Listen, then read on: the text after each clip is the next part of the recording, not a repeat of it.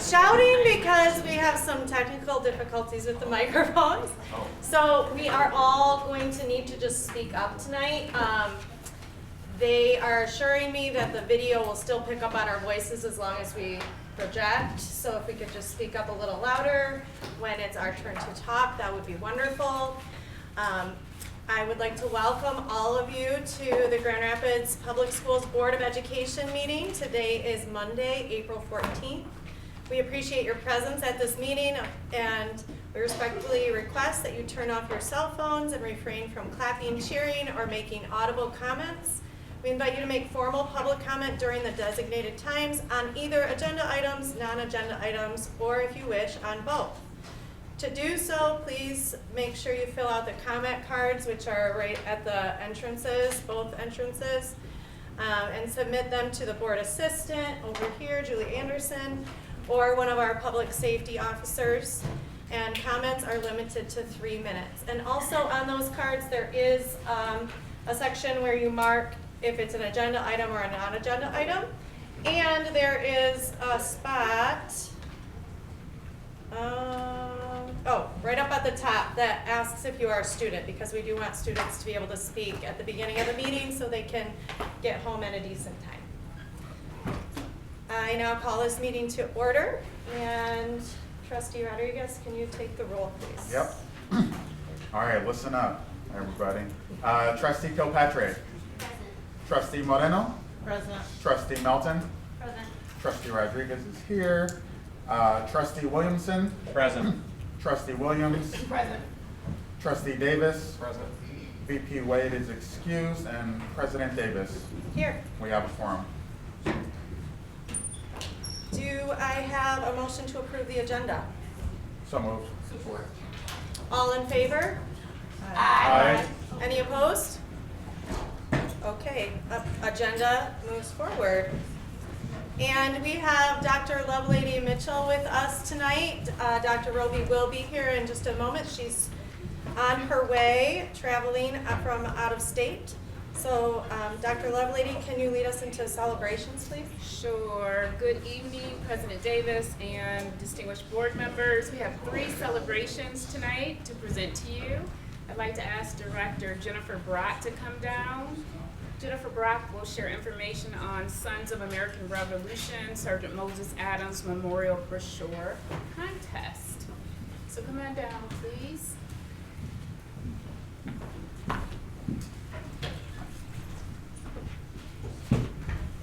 Thank you, Dr. Lovelady Mitchell and Board President, board members. I'm also inviting Eric Vanderleest.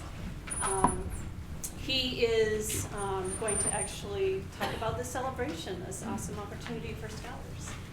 Absolutely, and I'm excited to speak very briefly in front of you because I have the opportunity to introduce one of our teachers and her scholars who is here this evening.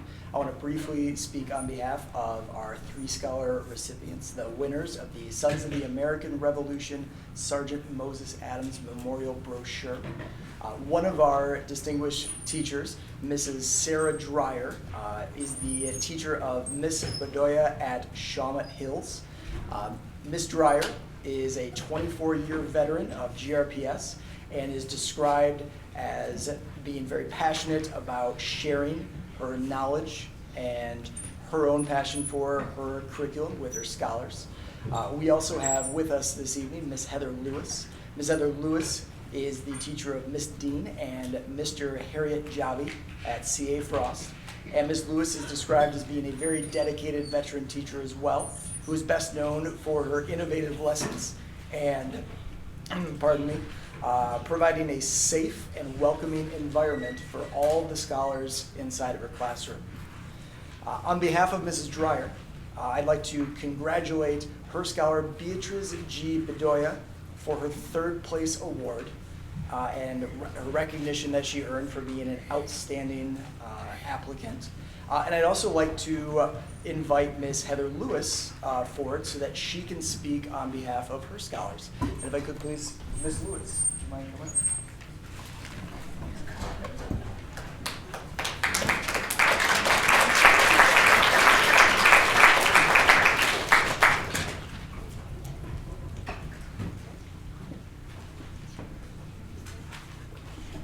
gonna stand. That's okay. I'm used Whatever to you're it. comfortable with. So as Eric said, my name is Heather Lewis, and I had a number of scholars this year who chose to participate in a contest given by the Sons of the American Revolution. And they had to create a brochure about how the founding documents of our country has impacted us. So if the students won, first place was $100, second place was $75, third place was $50. And then the first place winner got to go to states, so their brochure was sent to state. And then one of my students won state as well, and now it's going into nationals with the opportunity to win like $750 extra dollars. So, I mean, when money is tied to things, kids are all gung-ho about doing it. And I don't blame them, because I'm the same. So, we had a first and second place winner at CA Frost, and we were all so excited, so I'm sorry. But our second place winner, Dominic, if you want to stand up.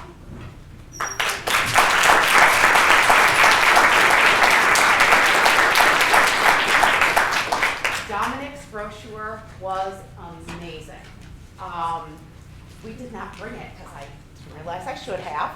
But actually right now the brochure is sitting in my classroom, but Dominic went as far as not only creating the brochure, but doing some background research, bringing in knowledge that we had learned about in U.S. history, with the Constitution, the Declaration of Independence. Even went as far as creating a little, like a pull tab, and you pulled it down and then words came. Super cute. And Dominic won $75 for that. And then we had a first place winner also, Chloe Dean.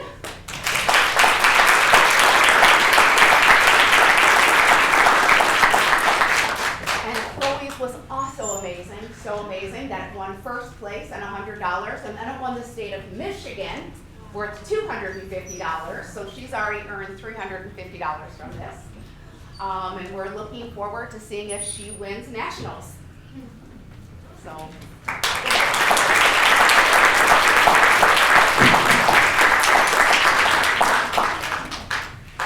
Congratulations. Thank you for supporting your students in that project, and good job back there. They're all wonderful, my students. And thank you for using your teacher voice. Oh. So we have 2 additional celebrations, so we're going to ask you to stay right there, actually. And the next one is Teen Up One Book, One City.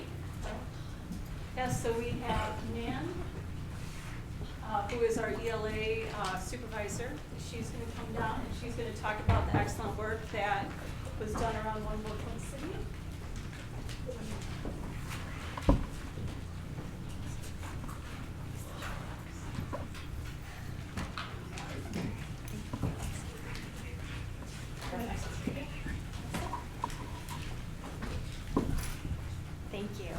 Thank you, Dr. Lovely Mitchell. Thank you, board. Thank you. Thank you. Thank you, Ms. Black. So I had the exciting privilege, thank you.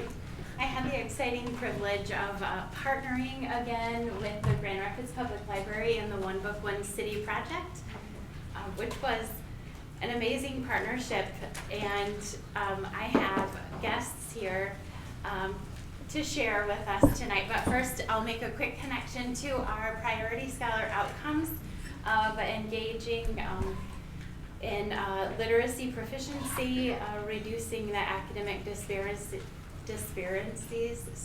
for our Black and Latino students, and increasing student empowerment, belonging, and agency. I don't know how much time we have. Should I read It's through it? credible. To the next title. Yeah. And a connection also to our strategic themes in this project.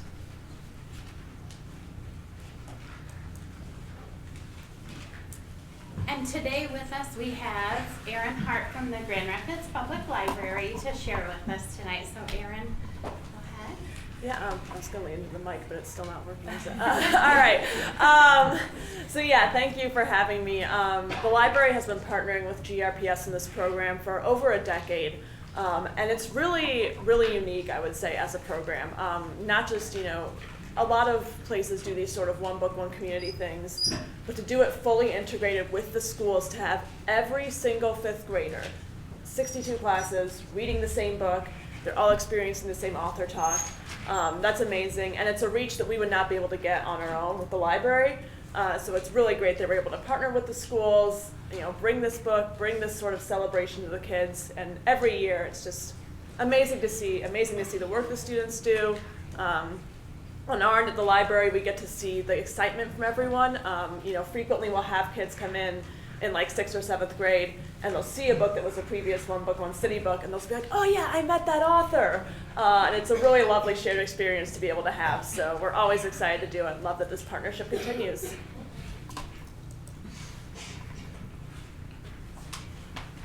And so we also have to thank, of course, all our partnerships as well, our sponsors for this program, so all listed up there, our Library Foundation, Michigan Arts and Culture Council, Weggy Foundation, Independent Bank, Masad Foundation, and Brad and Gail Kessel. These are all people who have donated their own money, organizations that support this program, because they're so enthusiastic about it and they really see the impact of it. And again, this is, the library is very excited about this always, and we love that we get to continue to do it.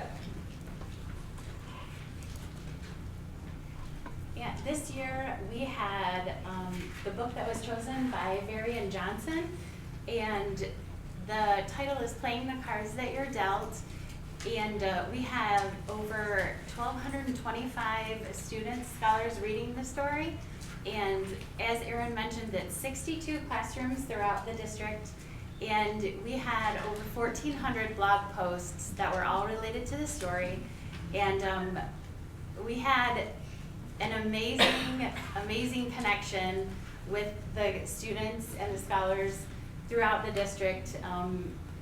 Hundreds of posts each day that we monitored, and the connection that the students made was amazing and heartwarming, and every day when I logged on to read those posts, I not only got a smile, but I also, like I said, it was just heartwarming, the connections that the students not only made to their own lives, but to their friends' lives, or to each other's lives, or other books that they had read. It was an amazing experience, and I really am thankful that we were able to make this partnership happen. And the students not only posted in the blog during school hours, but we noticed they were posting in the evening and on the weekend. So my colleague messaged me one night and she said, Nan, they're posting after hours, and I had to think about it for a second, and I wondered what she was getting at. I said, oh really? And I texted a couple of question marks, and she said, that's good, right? And I said, that's really good. So they were posting on the blogs after school hours, and we were really excited. So not only were they posting in the blog, but they also created posters, biographies, dioramas, and we have one of our teachers here that's going to share a little bit about how the project impacted her. We have some students from Buchanan there that were interviewed. We have students at Congress that created body biographies, and we were able to decorate the space when the author came to visit with all scholar-created materials, and it was welcoming and exciting for him. The scholars at Burton use technology in some new and creative ways to create things. We have Burton students also trying grits for the first time because grits were mentioned in the story. I have a video of the project, and I also want to give a teacher from CA Frost a couple of minutes, or a minute, to share how the project impacted her and her students as well. My students at CA Frost really approached this book with a lot of empathy and understanding, in that we started the story. It's got a lot of tough topics and conversations, and spoke about addictions in there, and as fifth graders, some might think like that's such a hard conversation to have, but we started it by simply stating that we don't always know what's going on behind the closed doors of others' houses, even if they're our best friends, and we just don't know. And so we really took to heart understanding that we don't always know what's going on. And so when they approached those blog posts, they really had that thought process behind them. And so they made sure that as they were doing their blog posts, and I don't know if any of mine were the ones that were after hours, but I do know that they definitely took to heart and really made sure that like they were being kind and considerate while they were having those conversations. And when they would log back in the following week, they got so excited when another scholar from a different school would answer or respond back to them. And it was a really nice conversation to be able to have with everybody across the city. And I unfortunately had to miss out due to a family emergency on the author visit, and one of my students came in today and said, Miss West, you're not gonna believe what you missed. And they were so excited to share that author visit with me, even though I was not there. It was the best, so.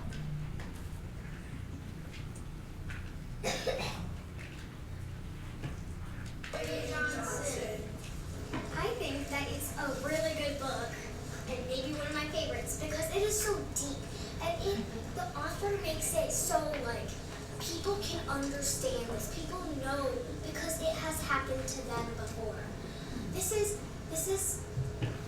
It's like the author makes it sound like the author doesn't make it like super like sad and depressing or anything, but not all happy is rainbows and sunshines.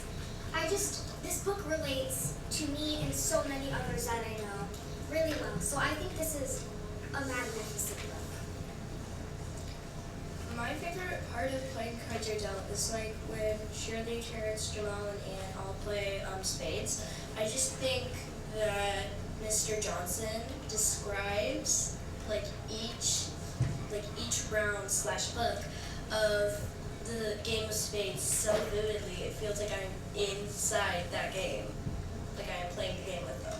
Part of playing Cards Are Dealt is the vlogging, because you get to like say what you think about the book and how good it is.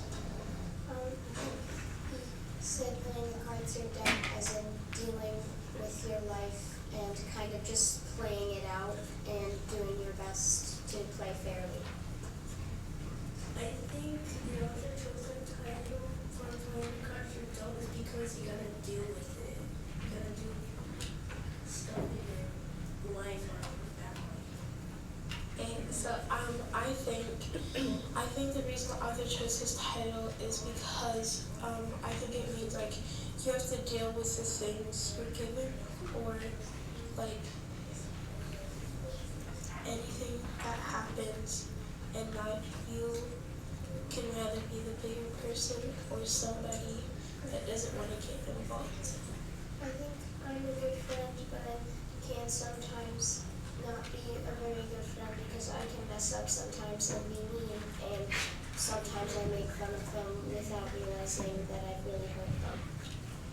I think I'm a good friend because I treat some of my friends differently than I treat the other ones. Like sometimes if I have a friend that's a girl, I'm gonna treat them more respectfully, because me and my friends, like my best friend, we roast each other for fun, just like Jamal and do. We roast each other for fun. But if we're like new to being friends, like I just had a new friend, I wouldn't roast them because I don't know if they play like that. So I would learn how me and my friend play, and I would respect what they want me to do. Like my friend respects me roasting him because he roasts me back sometimes.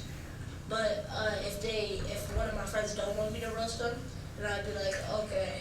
So yeah, I think I respect people and how they want me to treat them.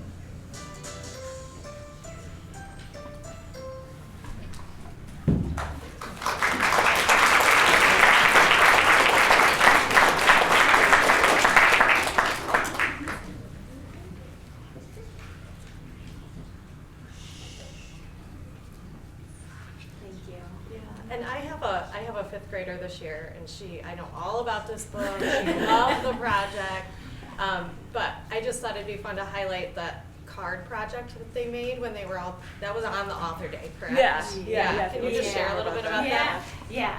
So on the day of the author's visit, we had a little bit of downtime, so we had the students create their own playing card design, and then the teachers sent those back to me at the Franklin campus here, and we were narrowing down. I gave them the date of April 18th, so we'll narrow down the selection, and then here in Franklin campus, I'm going to display those with a QR code, and we'll vote. And then we can make everyone a set of playing cards here in-house. Actually, we can print playing cards so that each classroom will get their own set of playing cards with that design. So it's fun. Yeah. We also have a video that our communications department made with the author speaking. I don't know if we have time for that one. Do you want to just send that to our emails and we can post on the website probably? Okay. Yeah, for sure. Thank you. Thank you so much Yes. for sharing. And you do have a copy of the book that Miss Allie made for us. Yeah. And the book itself is a great book. So thank you. All right, thank you, everyone. Thank you. Thank you. Our last celebration will be ushered in by Chief Larry Johnson, and I also think I see Dr. Leedren Roby, and so we're going to shift as Chief Johnson comes down.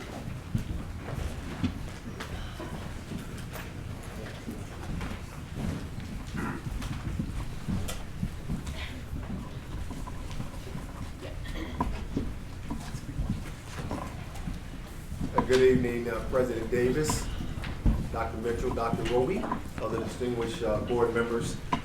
Today we have with you Justin Walker, the athletic director at Union High School, and Marcus Harris, athletic director at Ottawa Hills High School, who will be going over the accomplishments from our winter sports to just highlight some of the accomplishments of our scholar athletes. Some of those athletes are here with us tonight, others are either studying or in a practice somewhere, but they will highlight some of the achievements of this past winter. Good evening, Superintendent Dr. Roby, Board President Davis, and our esteemed board members. Thank you for the opportunity for me and Mr. Harris to come share some of the highlights that we had from this past winter season. Union High School, we had 4 student athletes that were named to the OK Gold First Team All Conference. Then we also had 2 student scholar athletes, that received OK Gold honorable mention recognition as well. In addition to those achievements, we also had a great winter where achievements and records were being set both at the building level and the state level. The first scholar was Major Vance, who took first place at the OK East Diving Championship and broke a long-standing record at Union High School that had been in place since 1988. This is an incredible achievement, and we are very proud of Major. Unfortunately, he was not able to be here tonight. The next student, Sam Kick, who is here, Sam made history here at Union High School, performing in the Division I State Wrestling Tournament at the finals at Ford Field, competing at 106 pounds. He earned a overall 5th place, which secured all state honors. And he also recorded his 100th win career-wise, which is truly a tough feat in the wrestling world. So Sam had a great season. We're looking forward to next year and hopefully with a repeat of that. Next, we have Vivian Ejak.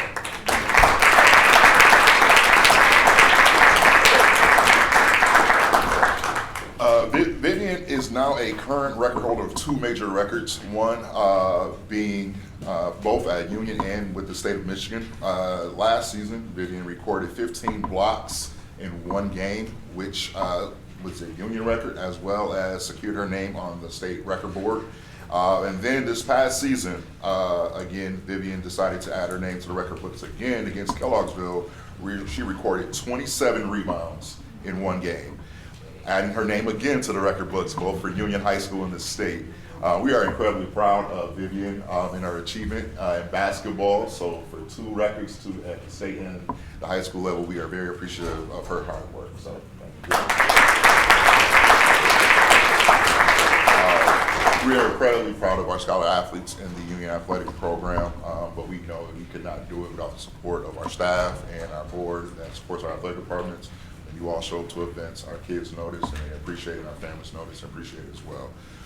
So thank you for your support, and we look forward to seeing you at some spring events, and I'll turn it over to Mr. Harris. Thanks, Justin. Good evening, Superintendent Dr. Roby, President Davis, esteemed board members. Thank you for having us here. As I'm going to talk a little bit about some of the winter highlights from the Ottawa Hills Bengals athletics program.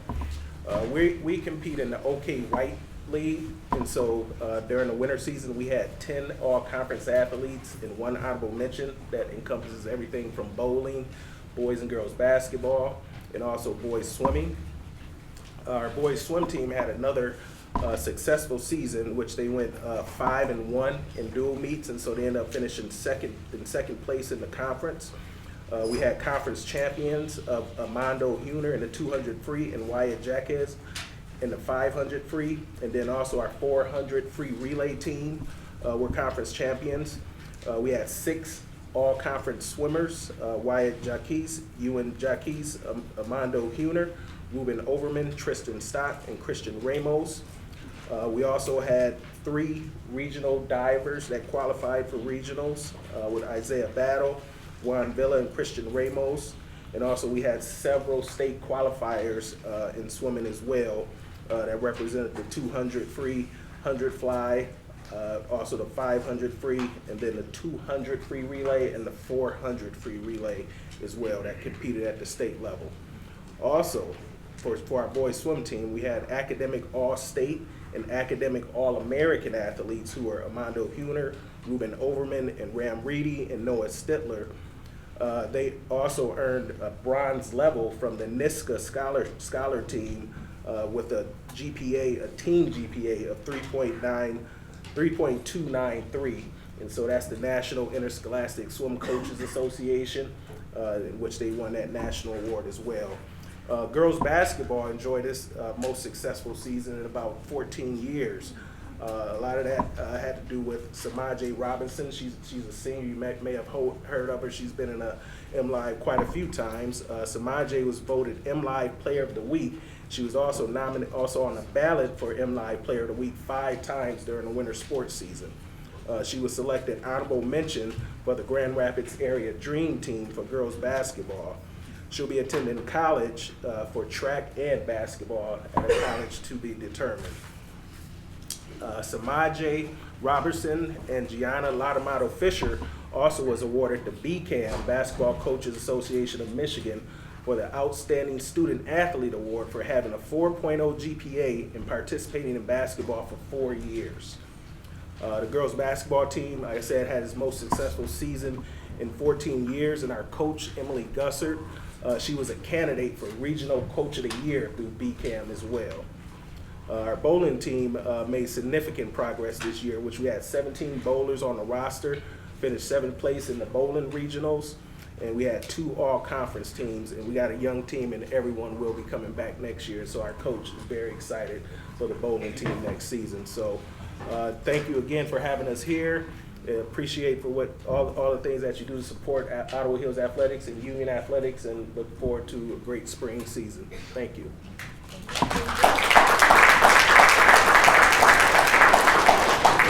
That will conclude their report, and just good things are going on in athletics. Elementary participation at an all-time high, and we look forward to that continuing in spring sports, as well as our middle school participation is increasing there. And I just want to say with Vivian Ejak, she had to wait a long time to get her validations and her confirmations from the state. So just thank you for your patience, and thank you for the outstanding job. I want to thank all the athletes, but for their families as well, who may be represented here today. But she had to wait and for that record to be confirmed, and she had a lot of patience with us in trying to get it confirmed. So we thank you for that. Thank you.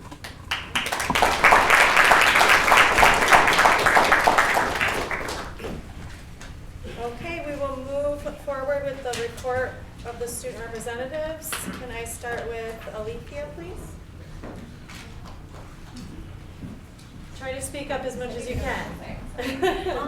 Hi, I go to Innovation Central, and recently we had our job fair. We had a couple schools attend. I don't remember all of them, but I know Southwest, Ottawa, Montessori went, and of course Innovation Central. Some upcoming events we have our food drive coming up this mobile pantry coming up this Thursday, I think, or next Thursday. If you have any questions about that, you can find it on our school's Facebook, and you can go stop by, get free food from the GRPC. We have the GRPC Cadet Ball coming up. Then we have prom, and of course graduation. Everything's going really fast, but we have a lot of stuff coming up. Thank you, Alethea. Fabiola? Hi, I'm Fabiola, and I'm a senior at City High. We also have a couple updates, one of which is that City High middle school senior class was able to raise a little bit over $20,000 to go over school events.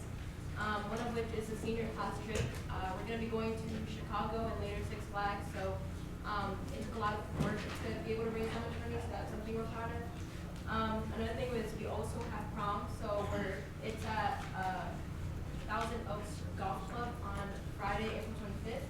So we're all waiting patiently or impatiently like me for prom that night. And then finally, City Seniors, last official day of school is May 1st, and then after that, it's going to be about a month of IB exams, so we're also preparing for that.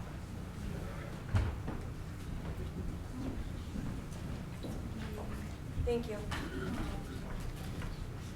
Okay, we are now up to the public comment for board agenda items only. I see Ms. Anderson is checking to see if there's any more cards right now. I don't believe we have any with board agenda items. Okay, so we will move forward. Secretary's report. All right, now I gotta be loud. All right, so we've got a couple committee meetings coming up. Ad hoc facilities committee meeting is scheduled for May 12th at 5:30 in the library building, conference room 112. And then the finance committee meeting is scheduled on Tuesday, May 27th at 4:30 here in the administration building auditorium. That's my report. Moving on to committee chair reports. Trustee Williams, can you give us the finance report, please? Sure. So we met on March 24, and at that meeting we discussed some action items that have been brought to the board. So we'll be looking to vote on those tonight with regards to the purchasing agenda and some donations. Additionally, we talked about our February 2025 financial statements, and then we wrapped up with some board training. So we did some school finance one-on-one training. Any questions? Okay. Trustee Williams, do you have a report for ad hoc prepared? Yes, well, we, I can give a little update from our meeting that we had. I know you March just 10th. met. Oh, okay. And then we also had a meeting just earlier today. So, and it's just a little bit of overlap with a couple of things I'll bring up. So we will be talking, there will be an Aberdeen community meeting that is tomorrow. So just board members, if you want to go out and support that as well as community, you can find that information on our webpage, of course. We have been discussing between the last meeting and this meeting some policy changes that we needed to get cleared up. And I think we have some language that we like as a committee that will come forward to the board and will be at President Davis' discretion, whether that's at a work session or at a board meeting when we will actually do our final vote on that policy. And then we also, there were tours done between the last meeting and this meeting that of Sigsbee. And so some board members wanted to tour Sigsbee, so we did have that opportunity in place, as well as today we got updates that Sigsbee is on schedule and just as well, just slightly under budget. So that is great news with regards to Sigsbee. And then we did get had a chance to just chat with staff about some changes that they're going to be making to their procedural policies that they wanted to make us aware of. And as they're kind of giving us a preview of what that would be like before they ask the full board to take a look at that. But they wanted some input from the ad hoc committee and just kind of to know we would be open to doing and some different policy changes they are proposing. I should say procedural changes they're proposing. And so we will get those as a board. They will get to us through Dr. Roby as they get that completed on their end. But it was, again, just an early look and get some front-end feedback from board about the changes that they are planning to make. So look for that in the future. Okay, thank you, Trustee Reynolds. A couple things going on here. Okay, we did have 2 scholars in the,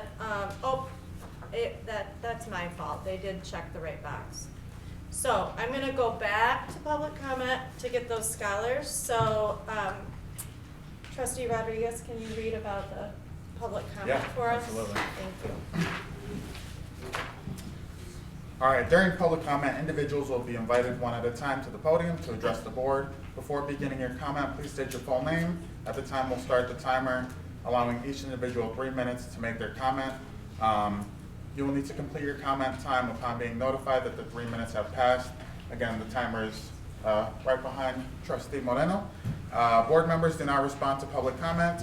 Concerns will be brought to the attention of the appropriate staff. We value your input and thank you for sharing with us. Okay, can I call forward Devontae Taylor, please?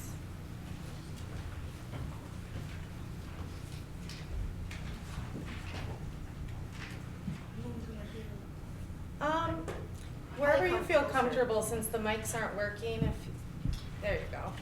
Come on up.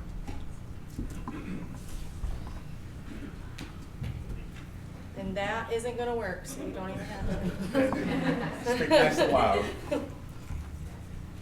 My name is Devontae Taylor, and I'm a fifth grader at Mulick Elementary. I enjoy coming to the STEM program because I can tell them what we're working on in class and receive extra help. Mr. Childers, our teacher, helps me understand it more and breaks it down for me. Thank you.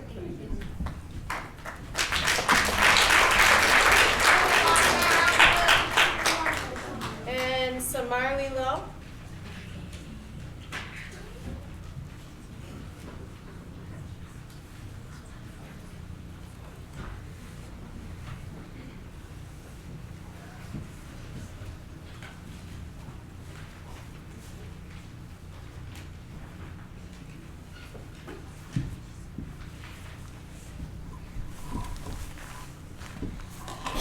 Hello, my name is Samarli Lowe, and I am a 3rd grader at Mulick Park Elementary.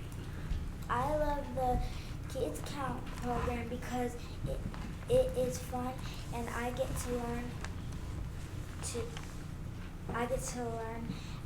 after school.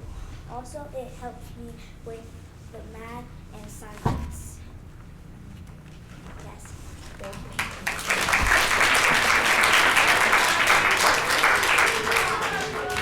Then again, I apologize that I did not pay attention to that box that said you were students.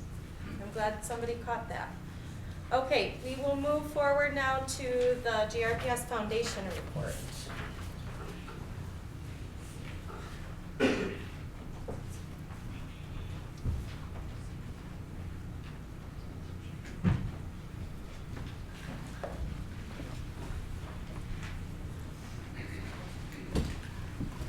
Good evening, everyone. To use our teacher voices, is that what's here? Yes. Okay, very good. Well, good to see everyone back after spring break. Dr. Roby, Board of Trustees. We've got a lot of stuff going on at the foundation. I myself just got back from a national conference in Knoxville, Tennessee with, I think there were over 80 education foundations from across the country, so lots of learning opportunities and lots of new things that we want to just see, if you've met one education foundation, you've met one education foundation. So many school districts are so different, but there's still some really good learning opportunities. And actually, as of this morning, I am now the vice president for the Michigan Education Foundation. So it's really great for us to be connected on the Michigan level and just kind of sharing best practices in the state of Michigan and really how can we continue to support our public schools. So I wanted to share just a quick synopsis of what's been happening this spring and kind of the whole school year as we're getting ready. A teacher told me recently we're 6 Mondays away till the last, the end of the school year, so that's some quick perspective. We have given away 35 spring teacher and principal grants just this last round, which is over 70 grants in total. And I'm really excited that, I don't know how many of you went to see the Mean Girls Junior at Union High School. That was something that we helped to support. So there's been so many great projects like that, and we look forward to, we want to double that for next year.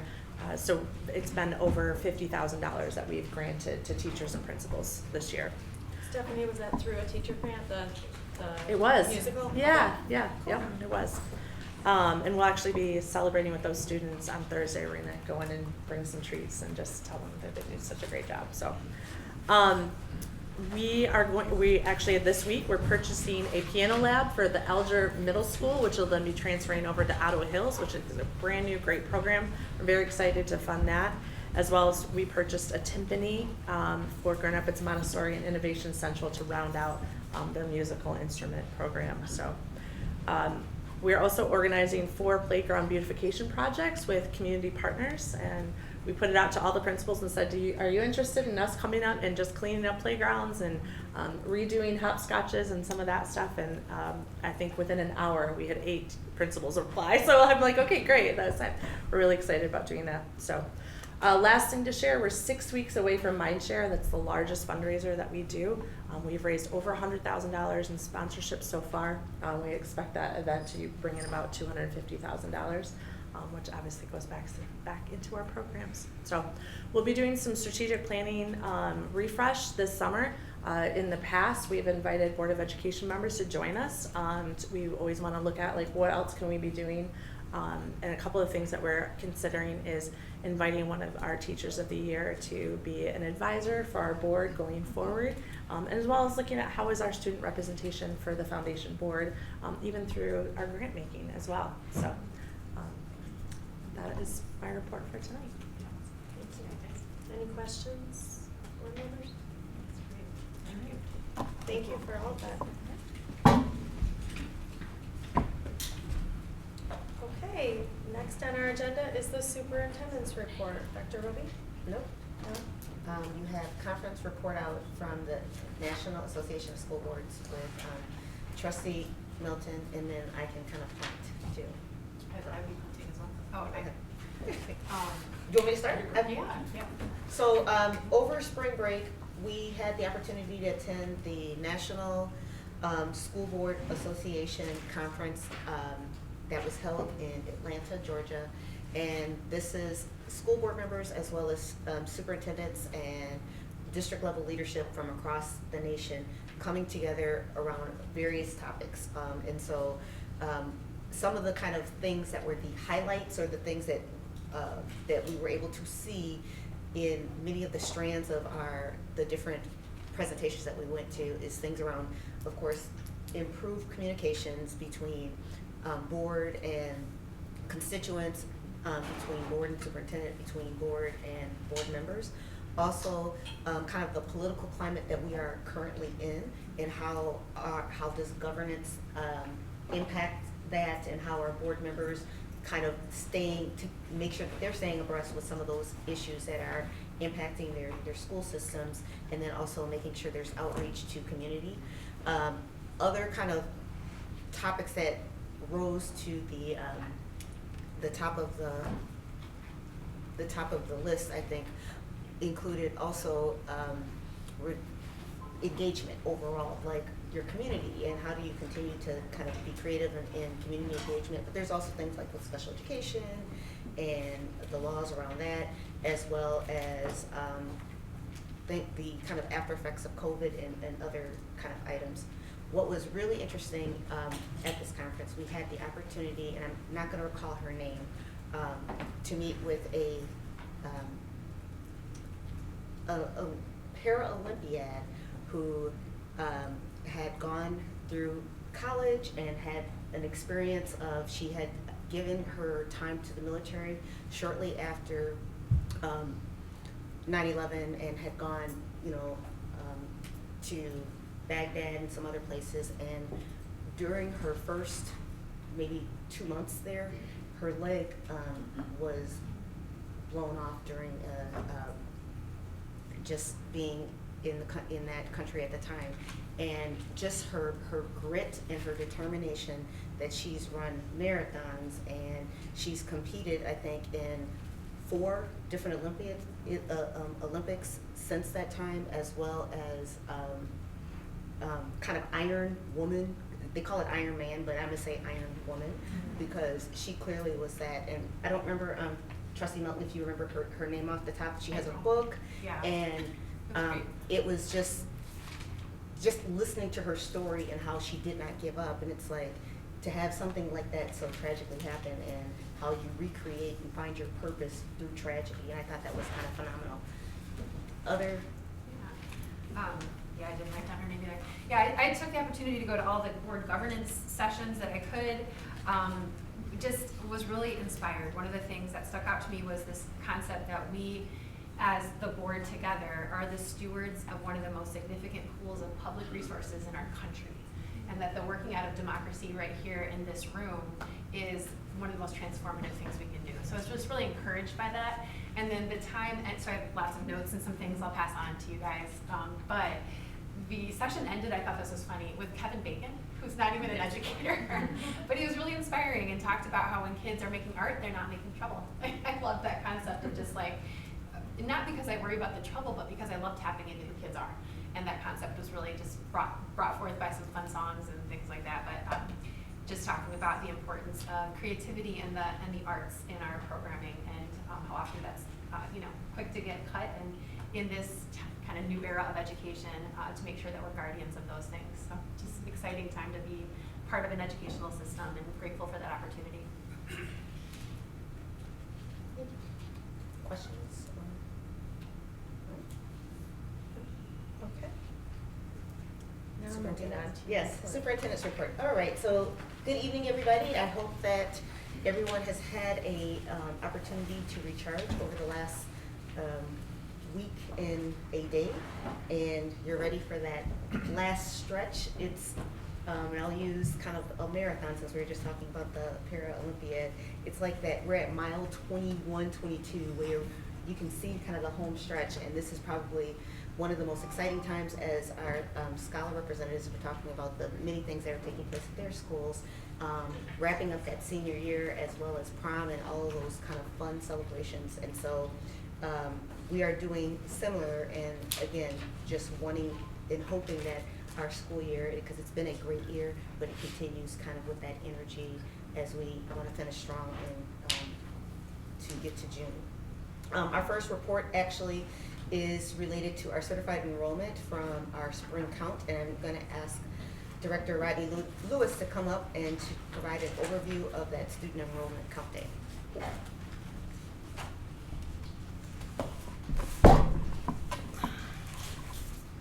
Good evening, Superintendent Roby, President Davis, and distinguished board trustees. I think I'm just going to hit the video mute, right? I got it. All right.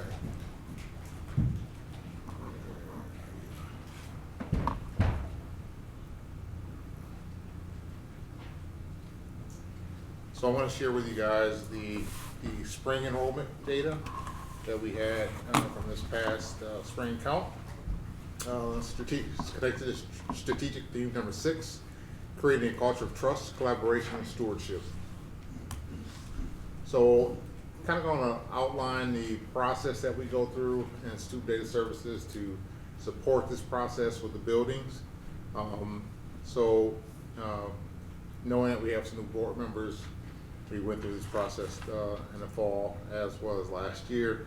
But the week prior to account day, which is February 12th this past year, we started gathering, schools began gathering data on their Synergy, which is our student data platform that we utilize.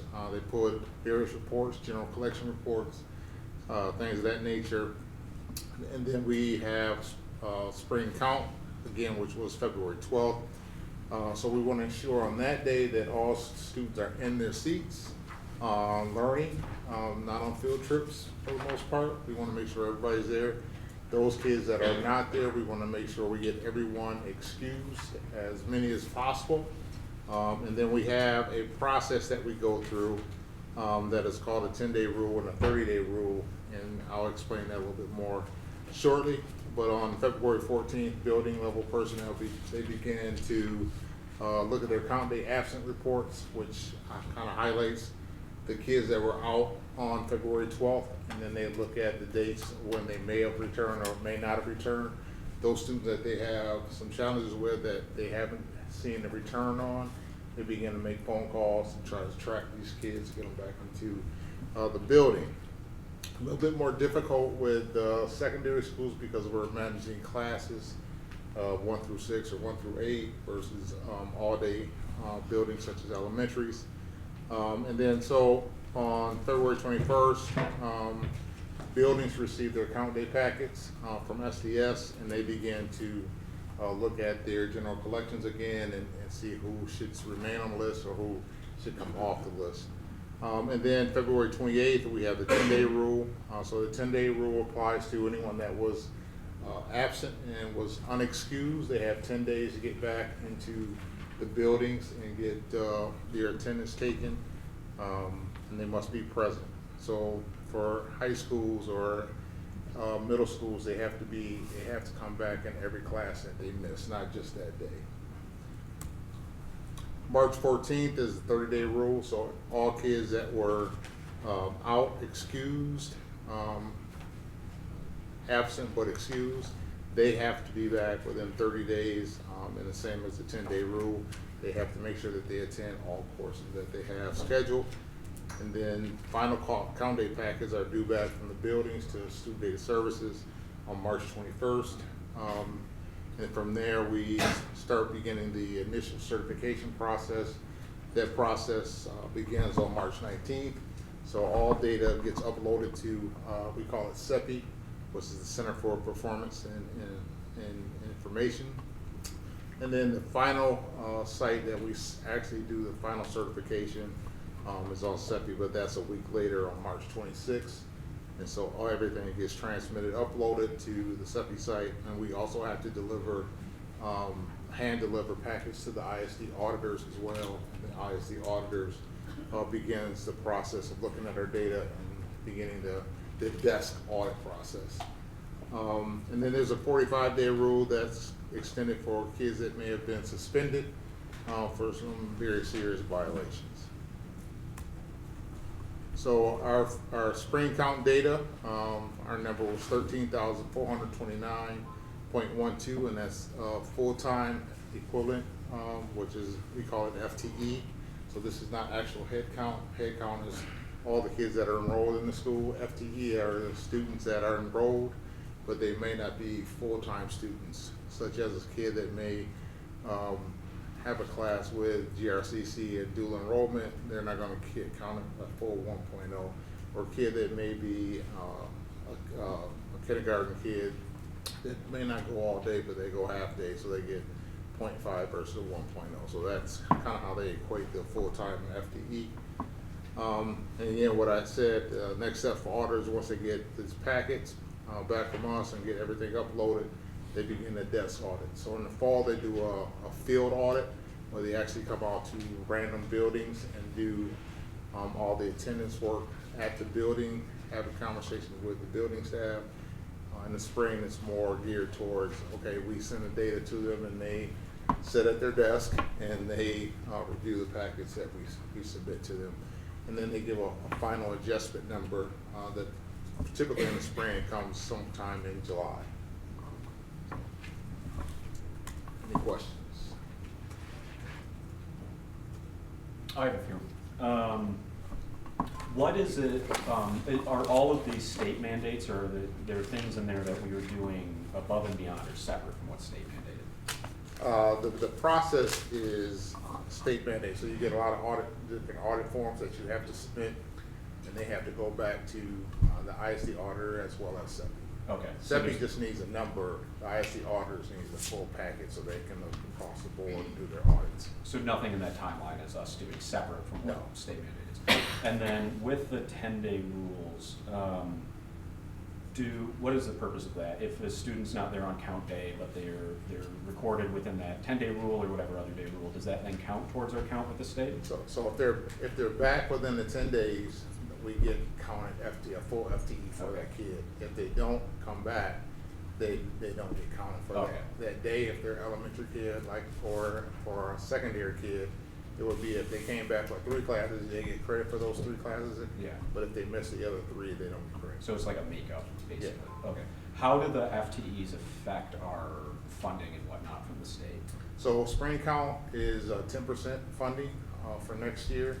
Fall count is a 90% funding. And dual enrollment students don't count for full-time equivalency?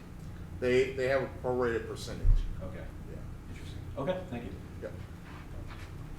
Any other questions? All right, thank you. Thank you. Yep. Okay, we can move on. Oh, I'm sorry, Dr. Roby, do you have Yes, anything we else? have, oh, this would be, no, it's action item, that's you. Okay. We can move on to action items. So, owner's recommendation. Are we gonna have Mr. Johnson speak up? I don't know what it is.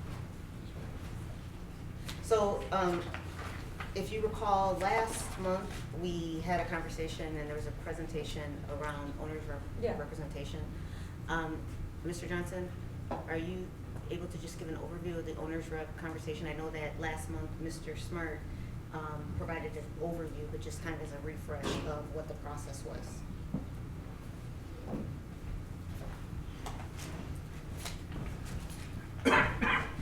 Good evening again. The conversation on the owner's rep, I think last month, and ad hoc committee, as well as I think some information had been brought forward to you, where 4 individuals, 4 companies have put in for an interest in being the owner's rep, and several projects that we have upcoming as what we're going to do with vacant properties. We brought a recommendation back to the board in terms of who we thought would be the best fit for this particular project, this first round of projects. And we presented that information and asked the board to move forward with the recommendation that we brought forward. Mr. Johnson, if you could just highlight really quick kind of some of the priorities in selecting the entity that you recommended. We utilized a rubric, and there was several individuals on the committee where a rubric was used. We scored off of the provided documentations from each company. After the scoring of that, there were interviews. We all interviewed and scored separately. Those scores were then merged together, where we would then rank the candidates. And although we did not select the top receiver of the points, we selected the individual, the company that was in number 2 we thought was the best fit, looking at past projects, the availability of staff to work with other partners in the community, being able to work with us, the district, in terms of reaching our community, the goals that we're trying to reach as it relates to the project as well. Do I have a motion to approve the owner's recommendation? I have a question. Okay. Could you, in just really brief summary, following the approval of the owner's rep, whoever we decide on, what are the immediate next steps for the district and the board in regards to working with our owner's rep? Well, surely we're going to go back as a team, the facilities and operations team, to meet with the company selected, to lay out what our priorities are and how we want to approach these projects, and then from that point come back to the superintendent with how we will approach in terms of best fit. Now, once the company is on board, there'll be some opportunities of some community engagement work, where community individuals will have some input as well in terms of what's right for the neighborhood, what's right for a particular project. Again, we have two projects that we're looking at right now, and that is Alexander and Stocking, and then we will make adjustments from there down the road if other properties become available. And so we'll look at what the recommendations are by giving them some guidelines in terms of what we want to have happen with those properties. And surely the board will have some input in that. And just to clarify, and the owner's rep is going to represent the district in whatever properties, not just the ones you've identified, any properties the district is. That is correct. We've expanded, originally when we put the RFP, when we talked about the RFP, it was just those two particular properties, and then we expanded. If some others come up, then they would continue to represent us in those properties that's fit. Thank you. Thank you. So along that same kind of line of questioning, is this owner's rep that we choose going to be facilitating all of the work moving forward with our FMP, or just maybe a few for just the vacant properties that we're working on right now, Yeah. just those properties. Okay. As we bring up properties, as this board, the superintendent make recommendations to this board in terms of what properties we want to uplift and move forward with, then they would represent for that particular Okay. property. All right, thank you. Mr. Johnson, you said that the contract, I mean, the word contract doesn't stop me if that's the wrong language, has the two current buildings, so Stocking and then Alexander, but now has potential to upgrade. Is there like an evaluation to see that they're doing the things that they said they're gonna do, especially from like the engagement standpoint? Absolutely. We will evaluate as we go to make sure that, again, our goals and objectives are being met, and they're living to the contract that we put together to make sure that those bullet points or practices are being followed as we would want them to follow. And then I just have to add one more. Can you just confirm that there has been, well, with this, that there will be a conflict of interest clause? The RFP did list a conflict of interest, and whatever company is selected, they will have to move forward with a conflict of interest statement and bring that to us as well. And those will be evaluated through our legal department as well. Could we just define, by conflict of interest clause, could we define what we mean by that?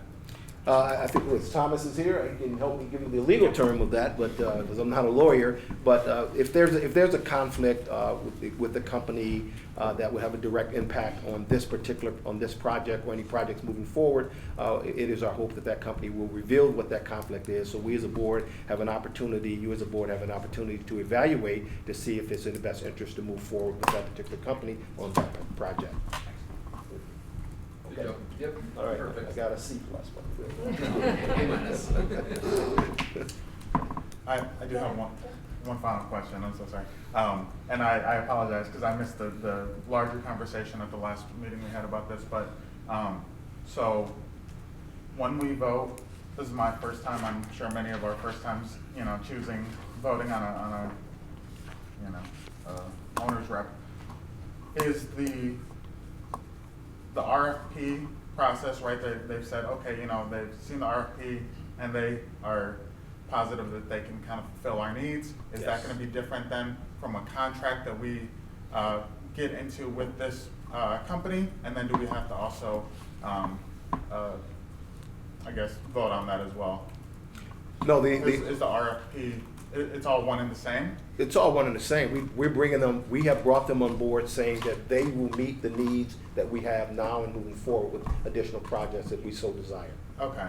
If I can add, Yeah. it's following our outlined board priorities around, these are the things, and then the commitment to, with those two properties, to have the community engagement, and then, so it's a real estate person. That's in essence what it is. Yeah. And so currently these are buildings that were meant for schools, and so we also want to make sure that we are looking to see what are the other opportunities that are available, and this goes very closely in our alignment with our overall FMP of how do we repurpose buildings so that they're also community value and community add, and so what can we do that would be in alignment with that, and then bringing those recommendations forward along with the engagement and other things to say it can be this, or because of the priorities around housing or the priorities around additional space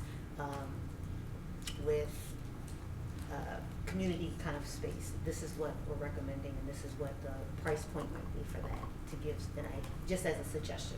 But they will be doing that research and kind of project managing that to bring it forward. Okay. Does that help?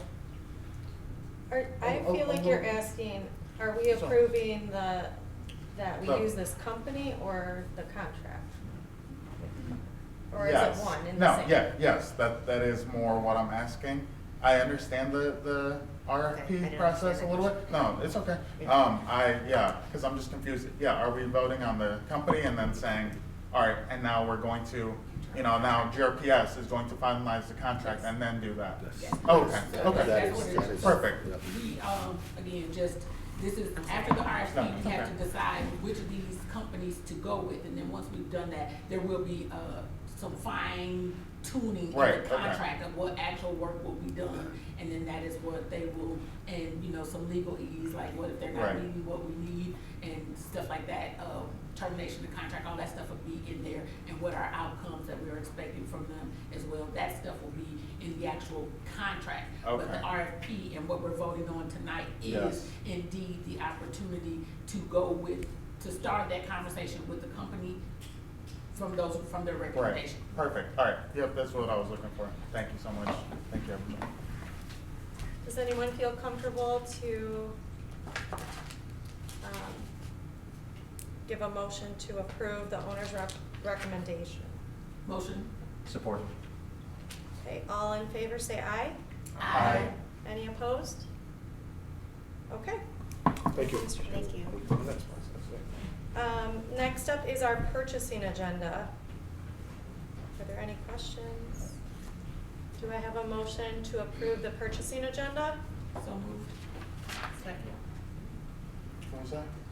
We're gonna arm wrestle. Amber. All in favor say aye. Aye. Any opposed? Okay, motion carries.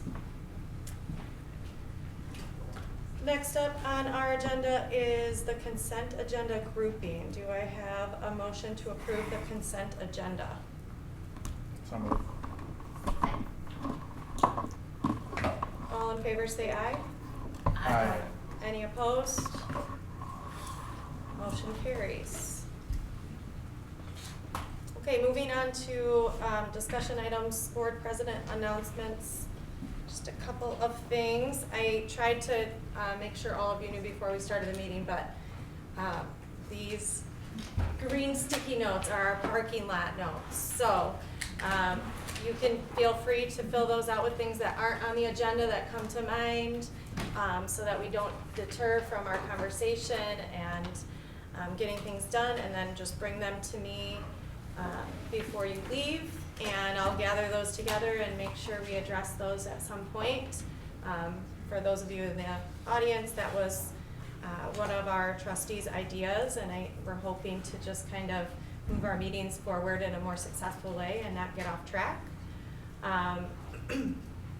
We do have a pretty solid idea of coffee with the board. We had talked about keeping those at 6 to 7:30, and they will be quarterly. So we have dates of May 6th, September 2nd, and December 2nd. For sure, May 6th, Baxter Community Center is set for that. September 2nd, I'm not 100% positive, but I think it's going to be at Kids Food Basket. And then December 2nd, same thing. We're pretty sure it'll be at Gilda's Club. So both of those had offered for us to use that space for free, which is wonderful. And we will represent each quadrant of our city that way. If you are not able to open the materials from Deborah Keyes Wright, we did figure out a way to navigate that. Craig helped us out with that, so reach out to me if you cannot open those. And our board norms are definitely going to have to be another work session topic because I'm getting a lot of mixed signals. So, I mean, it's all good things. We all want to make sure our norms are solid, and we'll get there though. Just a reminder that if you want things added to the agenda for committee meetings, please bring them to the committee chair and not directly to staff. And the committee chair will work with staff to figure out what's on the agenda. Same with regular board meetings, you know to come to me, and we have policy around all of that. And then exciting is there is the board brief in front of you. I have it up here in 4 different languages if you want to see the other languages. That is also on the website. I believe there were some on the tables coming in, and there will be a QR code to access it in the We Are GR. So that is coming out in a week or so, and that's another way people will be able to access it. This is something our board is putting together quarterly as well. So our hope is that it will provide information on what board work is, because we are a little different than district staff, and so we just want to clarify what our role is and what we've been up to, and just educate the community that way. So thank you for all of you for contributing to that. And I believe that's all I have. Moving forward to public comment on non-agenda items. All right, again, same as last time, individuals will be invited one at a time to the podium to address the board. Whatever you feel comfortable with. If it feels more comfortable at the table tonight because of the lack of the microphone, feel free to do that. And again, you'll have 3 minutes to make your comments. You'll need to complete your comment time upon being notified that 3 minutes have passed again by your timer. Board members do not respond to public comment. Concerns will be brought to the attention of the appropriate staff. We value your input and thank you for sharing with us. Wendy Winston will be up first. She had to leave. Oh, did she? Okay. Dee Jones, followed by Betty Rosenleacher. Let me sit down. I need y'all to, got a lot of guts. How y'all doing? I'm D. Jones. I'm flying to the United Nations tomorrow. I had a nice article on ABC 13 go out on a $32 billion company that educated our students directly here at Ottawa Hills High School. It's going to be one of the best schools in the nation one day. I believe that. Because I live here and I'm going to continuously, passionately develop cool initiatives. I'm really excited to be able to do that. I spent a lot of cash to be able to get these resources, to be able to get this kind of education to our students, a $32 billion education from Epic Games. And I'm finally happy I got to speak to the person who handles curriculum, because Epic Games has educational tools that can enhance and enrich our curriculum, our community, our education. It can be appealing, it can bring different educators, and it can just do a lot. And so I just connected the director of curriculum, Jennifer Brock. Sorry I had to say your name like that, but I just have to say these things publicly because I'm a very bold person. I'm very passionate. I really want to see Epic Games educational tools, because a $32 billion company already educated our kids. And I'm connected to Davenport and Josiah Dunning, the kid who actually won the first 1,000, and DeMario. Today, before I just spoke to the ad hoc facility, I left because those kids were at the food court, and I gave them the last 1,000 and they split it. So they both got $500. So I like to break bread. I'm a very charitable person. I feel like if society allows you to have hundreds of billions or hundreds of trillions, if you didn't know, the first trillionaire will come from asteroid mining. So nobody can tell me you can't be a trillionaire, because Barack Obama in 2016 signed the United States Competitiveness Act. But you got to have at least a couple billion to even create an asteroid mining company. But yeah, so I'm just really excited to be, passionately just pioneer.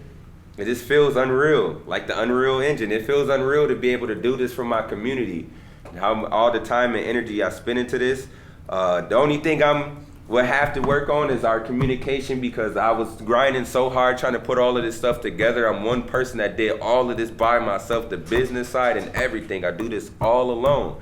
And I didn't know that we had to have the building agreement signed, and then we didn't do that until Thursday, 2 days before the activation. So I couldn't get the info out to Luke to get it to the broader community. And so it's all right though, because I was able to do a lot of beautiful things for the school district, for the students, and, you know, connecting Davenport University's coach, because Josiah and some of his friends want to go to that school, and they already filled out the questionnaire, and I know we're going to go get those kids those scholarships at Ottawa Hills High School. And I know it's because of a black person named D. Jones, who's very passionate, who had the vision for this, who's going to change society.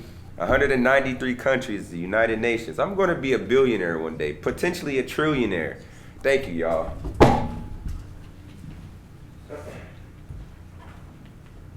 Betty Rosenleacher. Hi, I'm going to use my teacher voice. So, I'm Betty Rosenleacher, and I am representing Opportunity Thrive here this evening, a nonprofit that's focused on building healthier staff cultures and more resilient educators across the state of Michigan. I'm a retired central office and building school administrator, a former school board member, and above all else, an educator. I currently serve as the program manager for our Educator Wellness Coaching Program, which we've been excited to offer to Grand Rapids Public Schools staff this year. Tonight, I want to offer a few items of clarification to the staff of GRPS and the context for involvement with the district. First, we recognize that educators are being asked to do more with less across the education sector. We recognize that there are broken systems in our schools, and we recognize that there are systematic stressors that are weighing too heavily on our educators. As an organization, we seek to heal many system issues through data collection, training, and advocacy. Still, we understand why educators feel cynical about any resource, seemingly suggesting that the answer to their stress lies in them and not in fixing the system. We believe, though, that it's not an either-or issue. We need to fix systems and help educators not feel so lonely in the profession. Educators deserve to be seen, heard, and supported. We believe they deserve to focus on their own well-being. Every educator has the right to choose emotional, physical, and social well-being, and our coaches are trained to support educators on that journey. When we were asked to partner with GRPS in the spring of ⁴, the district wrote a proposal for grant funds through the school aid budget, section 31AA. The district identified funding for approximately $75,000 in that proposal to deliver our confidential personal wellness inventory and coaching for 54 staff members. Initially, when asked to consider this work, we planned on rolling it out in a few pilot schools within the district. However, over months of communication, we were told that the district would like to deliver the PWI to everyone. We started communication and planning for the project in May of 2024. We planned our rollout date for February of this year and provided a rollout video to be shown to staff during their staff meetings. The video describes the program's purpose, intent, and confidentiality, and we hoped that every staff member would receive a standard message on a typical day and be provided some time to take the assessment during their staff meeting. This is best practice because we know our educators are often trained not to open emails from unfamiliar sources, and we know how busy they are with their schedules. I want to close by reiterating a few key points. First, this program is funded through state dollars that can only be used for this specific purpose. The state has identified the funding solely to support well-being in our schools. The district will return any unused funds to the state. Second, our program is completely confidential. We do not share personal data from the inventory or coaching with the district. We are here as an outside organization solely to support staff. Lastly, we believe that while educators may feel powerless in the face of many systematic issues in education, we still have the power to choose to invest in ourselves, and our coaching program is one of those investments in oneself. Thank you so much for your time this evening. Thank you.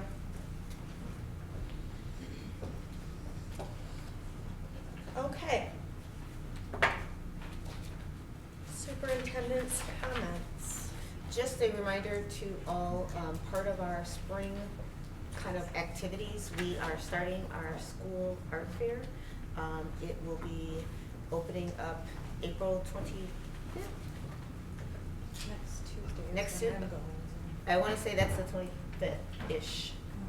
So, and it is such a phenomenal experience to see our young people just express their talents and feelings and all sorts of things. And so I invite the broader community to check us out downtown at Western Michigan University campus, satellite campus, and you will not be disappointed just to see the artwork of our young people. Thank you. Board member comments? No, there's been a couple mishaps because the agenda that's public is slightly off from the one online, I think. No, it's just out of order, that's why I've had some mishaps. Okay, okay. Does that make sense? So, we'll move into board member comments. Before closed session. Yeah. Okay. Yep. Yeah. So, I do not have my, yeah, thank you. The order, because we agreed to go in the order of voting. So, trustee Kilpatrick. No comments. Okay. Trustee Moreno. No comments. Trustee Melton. No comments tonight. Trustee Rodriguez. No comment. Trustee Williams. Yes, well, I will be brief, but I want to just say congratulations to the scholar athletes as well as to those scholars who created those brochures for their awards in that area. Congratulations to Stephanie Andrews for her being appointed at the state level to do this great foundation work. And then lastly, just let everyone know that if you have a young person, a scholar that's in the district and in the, looks like now it's county-wide, that's between the ages of 15 and 24, the World 1000 program's application closes today. So if you know anybody or if you can share and you know there's a young person, that opportunity will close today, and that will, I think they start their first assignment in June. So they, it is a great opportunity for the students to start off making at least $13 an hour, and they are paired in a professional setting. So. Thank you. Trustee Williamson. No comment. Trustee Davis. I'm not sure if this is the right place to share this, so just tell me to stop if it isn't, but really briefly, I was at lunch a few days ago and some guy just like walked up to me and he was like, "You're on a school board, right?" And I was like, "Yes." And then he was just telling me that he had basically a kid move into his house recently due to some family situations. They started over at Mulek. They had a great experience. They didn't know how it was gonna go. The principal has been extremely supportive and the teachers have been supportive, and they didn't know how the process was gonna go, but he just really felt called to share that he was impressed with how the school was handling it. Thanks for sharing that. All right, I have no additional comments. So if I could have Trustee Rodriguez read our motion to move into closed session. Yep, so I move that the board go into closed session for the purpose of a strategy and negotiation.